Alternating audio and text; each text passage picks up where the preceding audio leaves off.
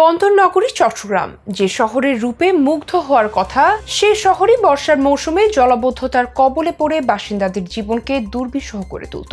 গত 16 বছরে আওয়ামী লীগ সরকারের আমলে হাজার হাজার কোটি টাকা খরচ করেও এই সমস্যার কোনো সমাধান মেলেনি। বৃষ্টির ফোঁটা পড়তে না পড়তেই কোমর সমান পানি জমে যেত চট্টগ্রামের রাস্তাঘাটে। কিন্তু এবার ছবিটা বদলে গেছে।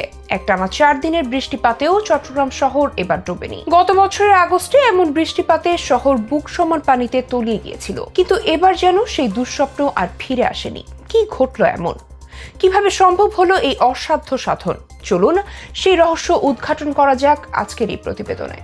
চট্টগ্রামের চকবাজার, বাকলিয়া, বহদ্দার হাট, 2 নম্বর গেট, প্রবর্তক মোড়, জিইসি মোড়, মুরাদপুর, হালিশহর, আগ্রাবাদের সিডিএ আবাসিক এলাকা, এসব জায়গায় বর্ষার সময় পানিতে তলিয়ে যেত একবার নয় বারবার। বাসিন্দাদের জীবন যেন ছিল পানির সঙ্গে এক অবিরাম সংগ্রাম। তবে এবার দৃশ্যপট বদলে গেল প্রধান উপদেষ্টা ডক্টর মোহাম্মদ ইউনূসের ম্যাজিকে। চট্টগ্রামে ডক্টর মোহাম্মদ ইউনূসের হাত ধরে শুরু হলো এক নতুন অধ্যায়। তিনি এই জলাবদ্ধতার রহস্য উদ্ঘাটনের জন্য 4 জন উপদেষ্টাকে চট্টগ্রামে পাঠান। তারা এসে শহরের নালা খাল পরিদর্শন করেন, সমস্যার মূল কারণ খুঁজে বের করেন। মাত্র 5 মাসের মধ্যে তারা 8টি স্বল্পমেয়াদী পরিকল্পনা গ্রহণ করেন এবং সেগুলো দ্রুত বাস্তবায়নের কাজ শুরু করেন। এর পাশাপাশি জামায়াতে ইসলামের দলীয় উদ্যোগে বীরজা খাল খননের কাজ শুরু হয়, যেখানে নেতাকর্মীরা নিজেরা হাত লাগান। মে মাসে বিএনপিও যোগ দেয় খাল খননের এই মহাযজ্ঞে। এই সম্মিলিত প্রচেষ্টা যেন এক নতুন আলো জ্বালিয়েছে চট্টগ্রামের বুকে। এর ফলাফল, বহদ্দার হাটের এক বাসিন্দা বলেছিলেন, এবার ভারী বৃষ্টিতেও বহদ্দার হাট মোড়ে পানি দেখেনি।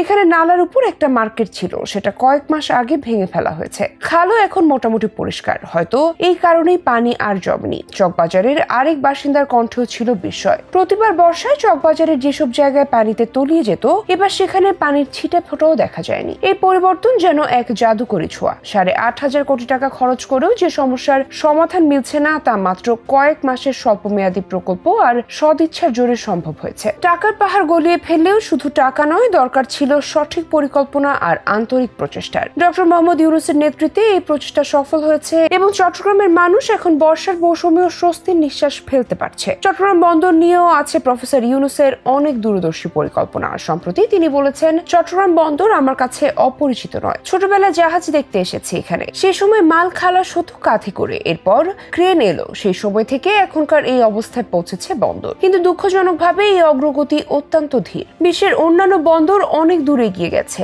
আমরা রয়ে গেছি পিছিয়ে। বন্দরকে যদি সত্যিকার অর্থে আধুনিক ও কার্যকর হিসেবে গড়ে তুলতে চাই, তাহলে আন্তর্জাতিক মানের ব্যবস্থাপনা প্রতিষ্ঠা করতে হবে। উন্নত বিশ্বের সেরা বন্দর পরিচালকদের হাতে বন্দরের দায়িত্ব দিতে হবে। চট্টগ্রাম বন্দরের গুরুত্ব তুলে ধরে ডক্টর ইউনূস বলেন, চট্টগ্রাম বন্দর বাংলাদেশের অর্থনীতির হৃৎপিণ্ড। এই হৃৎপিণ্ড দুর্বল হলে দেশের অর্থনীতি সচল হবে না। বর্তমান সাইজের বন্দর দিয়ে দেশের ক্রমবর্ধমান চাহিদা পূরণ সম্ভব নয়। বিশ্বমানের বড় আকারের বন্দর গড়ে তুলতেই হবে। তিনি আরো বলেন, এই বন্দর শুধু বাংলাদেশের জন্য নয়, আশেপাশের দেশ যেমন নেপাল, ভুটান এবং ভারতের উত্তর পূর্বাঞ্চলের 7 সিস্টার্সের অঞ্চলের জন্য গুরুত্বপূর্ণ। তাদের সঙ্গে যুক্ত হতে পারলে আমরা সবাই লাভবান হব।